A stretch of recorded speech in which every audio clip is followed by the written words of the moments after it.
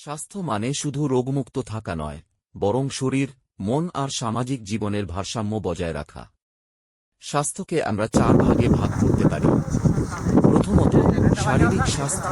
এটার জন্য দরকার নিয়মিত ব্যায়াম, সুষম খাবার, পর্যাপ্ত ঘুম আর পরিচ্ছন্নতা। দ্বিতীয়ত, মানসিক স্বাস্থ্য। মানসিক চাপ কমাতে হবে, ইতিবাচক চিন্তা করতে হবে, ধ্যান বা প্রার্থনা করতে হবে, আর শখের কাজে সময় দিতে হবে।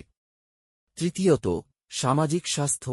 ভালো সম্পর্ক গড়ে তুলতে হবে, পারস্পরিক সম্মান দেখাতে হবে, আর সহযোগিতার মানসিকতা রাখতে হবে।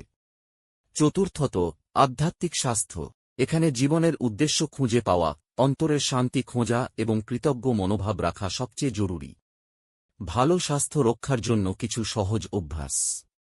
প্রতিদিন অন্তত 30 মিনিট হাঁটা বা ব্যায়াম। পর্যাপ্ত জল খাওয়া, দিনে অন্তত 2-3 লিটার।